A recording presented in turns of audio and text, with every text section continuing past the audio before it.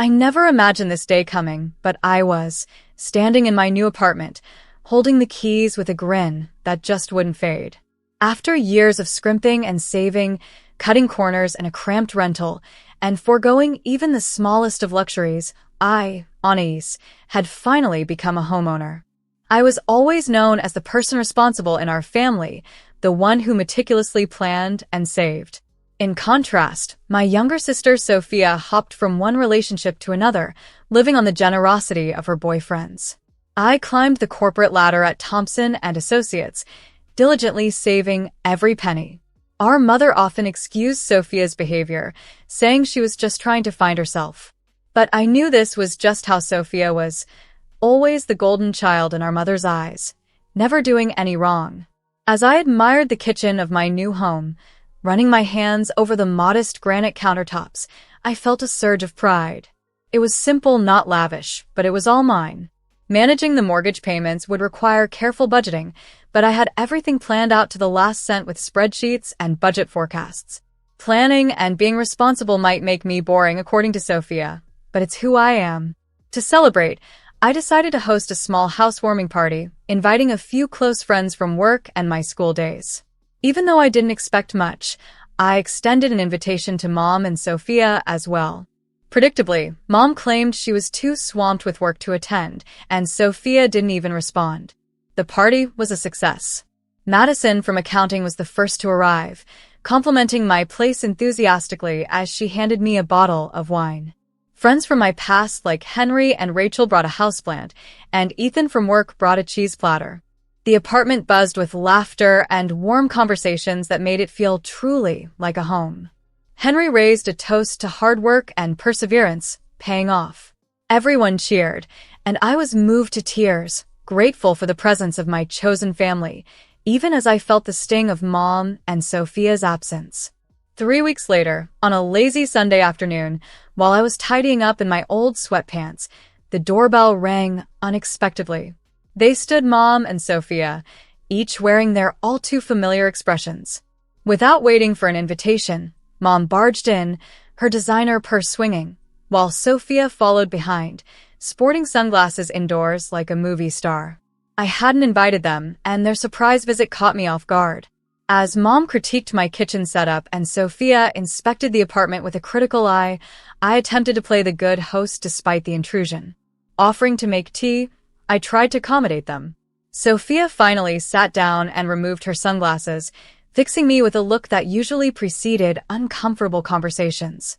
"This is actually a nice place, Anais," she remarked, a tone of foreboding underlying her compliment. Mom continued to nitpick about my kitchen organization while I set out 3 mugs, bracing myself for whatever Sophia was about to propose. Standing in the kitchen of my new apartment, I had just poured tea for my mom and sister when Sophia casually mentioned her latest breakup. "Can you believe Matthew wanted me to start paying rent after 8 months?" she said, tracing her finger along the edge of the table. I kept my focus on the tea, biting my tongue to keep from commenting.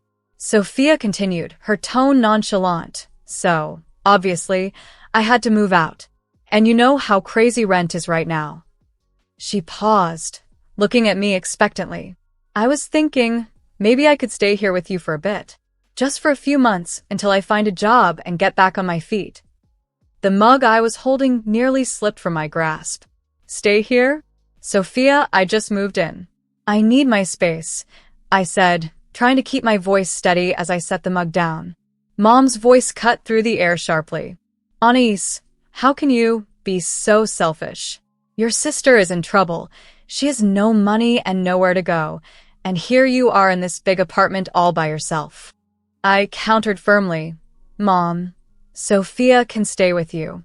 There's plenty of room at your house." Sophia interrupted before Mom could reply, rolling her eyes.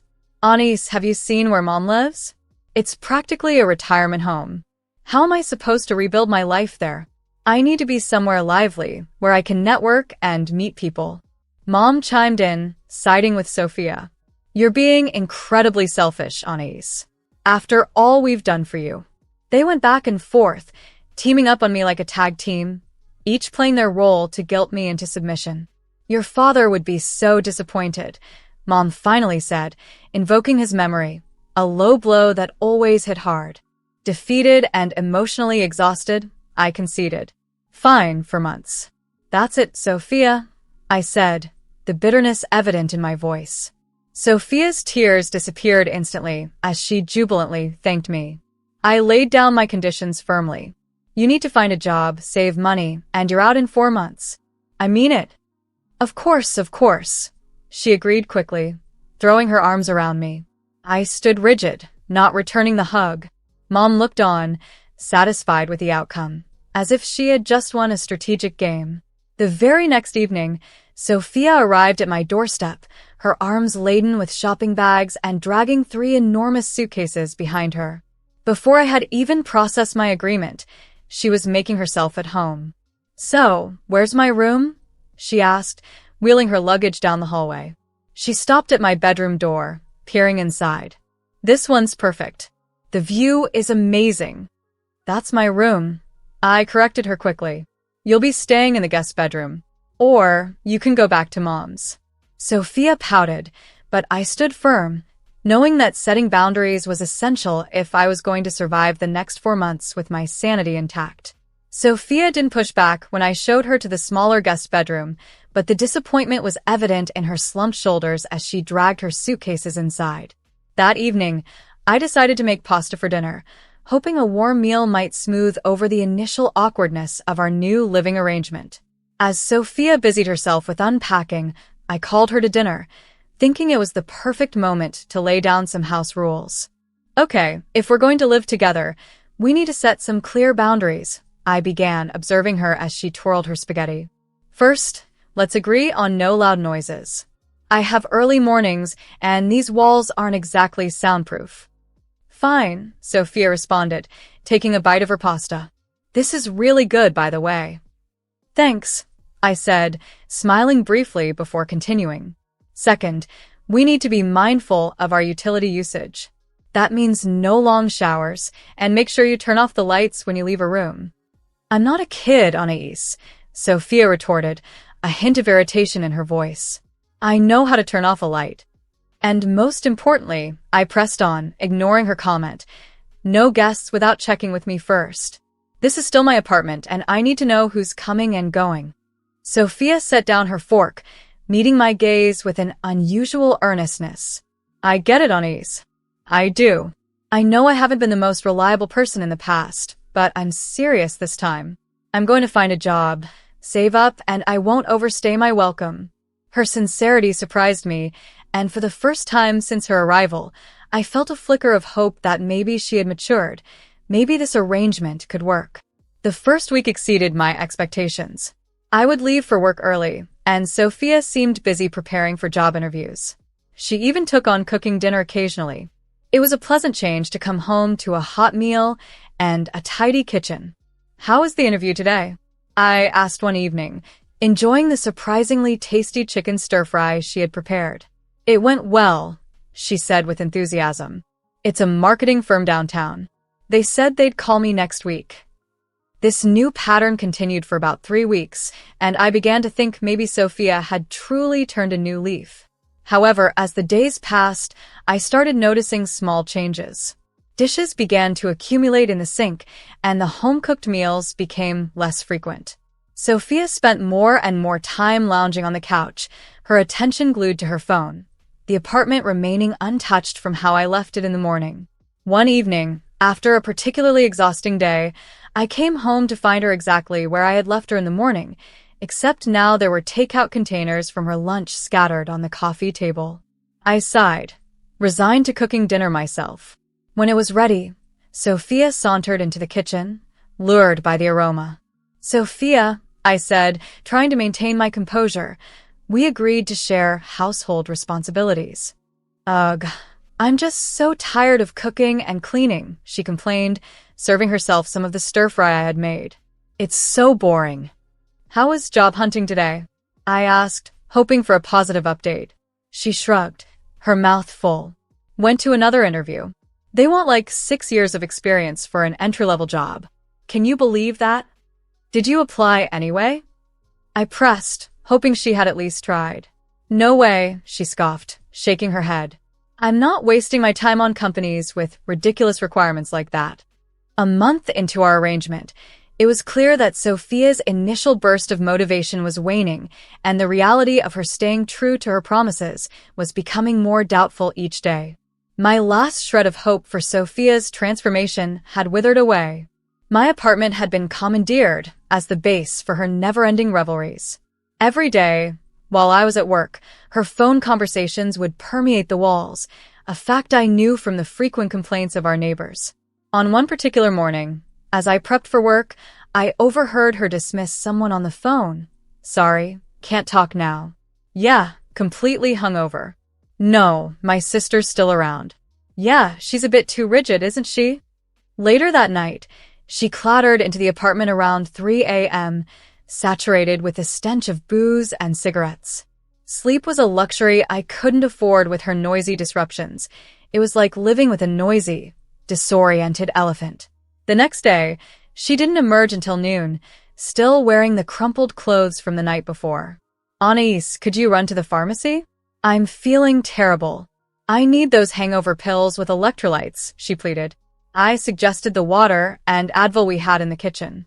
Dropping heavily onto the couch, she lamented, You're the worst. A decent sister would have helped. That evening, my patience ran out, and I called our mother. Mom, you need to speak with Sophia, I said urgently. She's not looking for work, just parties all night and sleeps all day. But Mom's response was predictably dismissive. Oh, Anais, you're exaggerating. She's just finding her way. You've always been too serious. Try to relax and let her be. The state of our apartment grew increasingly dire. Sophia's room was a disaster zone. Dirty dishes with growing molds, clothes everywhere, and empty bottles clinking on the floor. Attempting to clean it, I found old, moldy coffee cups hidden beneath laundry heaps. One evening, with Sophia home, I decided it was time for serious talk. This has to stop. You're not working, not helping, and your room is a mess, I insisted. She stormed off, slamming her bedroom door, and immediately made a phone call. Shortly after, my phone rang. It was Mom, and before I could even say hello, she was berating me. Anais, how dare you upset your sister? She's crying. You just don't see how hard she's trying. I thought I raised you better than this. As weeks turned into months, my living conditions became unbearable. Utility bills skyrocketed due to Sophia's lengthy showers, habitual light use, and constant air conditioning, even when she was out. Groceries disappeared rapidly without her pitching in, and the kitchen remained a battlefield unless I intervened. Despite her bustling social calendar, flitting in and out, always prepped for another night out, Sophia shunned any notion of employment. One late Thursday night, a jangle of keys and bursts of drunken laughter jolted me awake at 4:05 a.m. It wasn't just Sophia this time. Another voice chimed in. Clad in my robe, I confronted the chaos in the hallway, where I found Sophia, barely standing, her makeup a blurred mess. Sophia had brought company again, but this time it was someone I had never seen before. He was a tall man draped in a leather jacket, an odd choice given the summer heat, and he wore a smirk that seemed all too familiar, a look I had seen on the faces of Sophia's past boyfriends. Oh, hey, Anais, Sophia slurred, her words blending together as she introduced him. This is Thomas. Isn't he hot? Thomas barely acknowledged me with a quick once-over before returning his attention to Sophia, nuzzling into her neck as they began to make out right there in the hallway, completely oblivious to my presence. Sophia, I interrupted sharply. What is he doing here?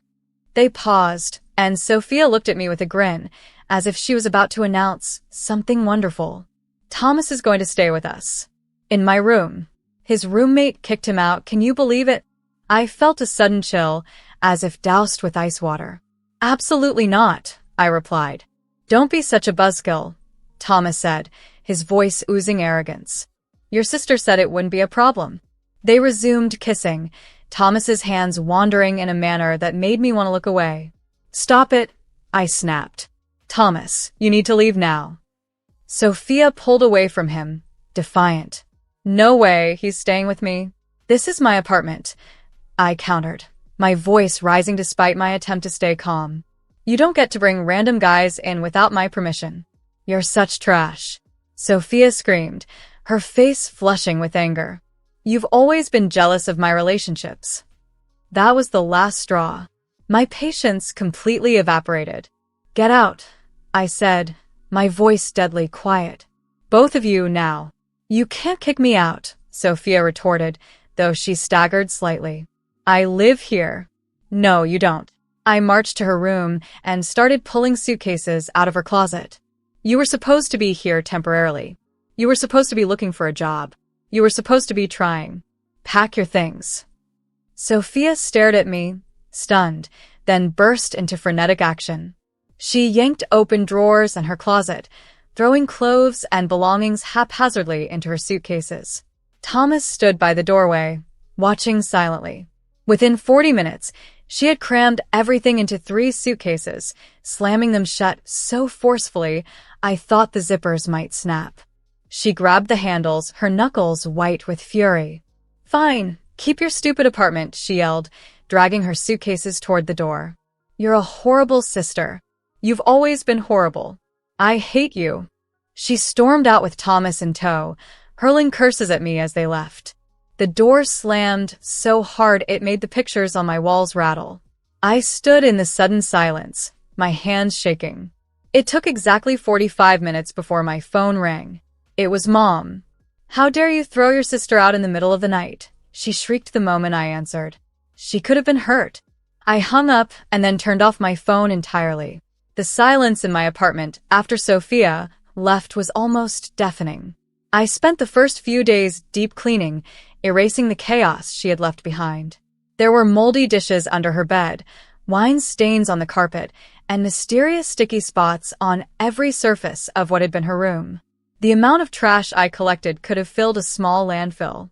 Better safe than sorry, I told the locksmith when he came to change the locks. He didn't ask any questions, just nodded knowingly as he installed a new deadbolt. Holding the new keys in my hand, I felt a profound sense of relief, as if I were finally free. My birthday was approaching, and for the first time in a long while, I looked forward to it with a sense of peace and new beginnings. After several years, I decided to host a birthday celebration at my freshly tidied, Sophia-free home. It had been a while since I'd felt genuinely excited to gather my friends and some family for a good time. I invited my closest colleagues from work, a couple of old friends from school, and a few understanding cousins from my dad's side who were familiar with the ongoing family drama involving my mom and Sophia. To ensure a peaceful celebration, I intentionally left both Sophia and my mom off the guest list. The party kicked off wonderfully. Madison from accounting brought her renowned chocolate cake, Henry and Rachel showed up with a bottle of my favorite wine, and my cousin Hannah gifted me a lovely houseplant, symbolizing a new chapter in what she termed my reclaimed space. She gave me a knowing smile as we all gathered in the living room, exchanging stories and sharing laughs. However, the cheerful atmosphere took a turn when the doorbell rang with an assertive chime. My heart sank. I knew that sound all too well. When I opened the door, there stood my mom. She entered my apartment like a dark cloud looming overhead, her eyes quickly surveying the room filled with guests. Without offering a greeting, she positioned herself center stage and started a spectacle. I can't believe you're all here celebrating with her, she declared loudly, especially after she threw her sister out in the middle of the night. The room fell silent, tension replacing the earlier joy as my friends exchanged uneasy looks. Mom, this isn't the time, I responded in a low, calm voice. When is the time? She countered loudly. When do we talk about how cruel and heartless you've become? Your poor sister is devastated. Sophia, I explained calmly, had crossed lines and taken advantage of my goodwill. Before I could continue, my mom's voice escalated. That's what you are, selfish and cold-hearted. Is this what you wanted? To live alone in your fancy apartment while your sister struggles? Something inside me snapped. Maybe if you'd focused more on parenting Sophia instead of coddling her, she wouldn't be in this mess, I retorted. The sound of her palm striking my cheek resonated through the now silent room. Stunned, I stumbled backward, my hand instinctively covering the stinging spot on my face. "Ungrateful wretch," she hissed venomously. Without another word, she stormed out, slamming the door behind her. The aftermath was a heavy silence. Tears welled in my eyes, despite my efforts to hold them back. Hannah was the first to comfort me, wrapping her arms around me as I finally allowed myself to break down. The other guests drew close, offering words of support, but the joyous atmosphere was irrevocably damaged. 3 weeks later, Hannah called with an update I wasn't eager to hear. Sophia and her boyfriend had moved into Mom's house. I quickly changed the subject, not wanting to dwell on it any longer. 5 months passed. I threw myself into my work, redecorated my apartment, and took up yoga. The peace was restorative, no drama, no late-night disruptions, just quiet mornings with coffee and peaceful evenings with books. Then, one day, my phone displayed Mom's number. I hesitated but ultimately answered, driven by a mix of curiosity and hope. "Anais." Her voice came through, softer and more fragile than before. "Please don't hang up. I need you to listen." I stayed silent, giving her the floor. "You were right," she admitted, her voice cracking. "About everything. Sophia, she's out of control. Her and that Thomas, they've taken over my house." The call marked a turning point, a moment of recognition, and perhaps the beginning of a new chapter, one where understanding and healing might finally be possible. They never contributed, they only created chaos. As my mother's voice reached my ears, laden with exhaustion, she recounted the constant disorder at her home. "They throw these wild parties," she explained, her voice a mix of disbelief and frustration, "in my quiet neighborhood. And last week, when I tried to stop them, Sophia, she actually pushed me down." Her voice broke, heavy with emotion. "I need your help, please. I don't know what to do anymore," she pleaded. As I listened, holding the phone tightly, I could almost feel the sting of the slap she had given me on my birthday, her harsh words echoing in my mind. "Ungrateful trash. You're no daughter of mine. You need to handle this yourself, Mom." I replied quietly, "Your golden daughter is your problem now." With that, I hung up and blocked her number. Even with the distance I had put between us, updates still trickled in through the family grapevine. Hannah kept me informed. My mom had initiated an eviction lawsuit against Sophia and her boyfriend Thomas. The once peaceful neighborhood was now frequently disrupted by their loud arguments and chaotic gatherings, to the extent that the police were called one night after neighbors reported the noise from an especially rowdy party. "Aren't you worried about them?" Hannah asked during one of our calls. "No," I answered honestly. "Mom made her choice long ago. She always favored Sophia, always justified her actions, and always painted me as the villain for not indulging her. This chaos is the outcome of those choices." I don't have updates on how the eviction went or if Sophia and Thomas have left. I'm not sure if my mom has finally seen the consequences of her enabling or if she continues to make excuses for Sophia. But what I do know is my life now. My apartment remains peaceful, my bills are under control, my dishes are clean, and no one pilfers my food or wine. I sleep soundly, without disturbances from drunken laughter or slamming doors. The solitude has brought clarity and much-needed peace, a stark contrast to the turbulent dynamics of my family. It's a calmness that reassures me, each quiet night, that stepping back was the right decision for my well-being.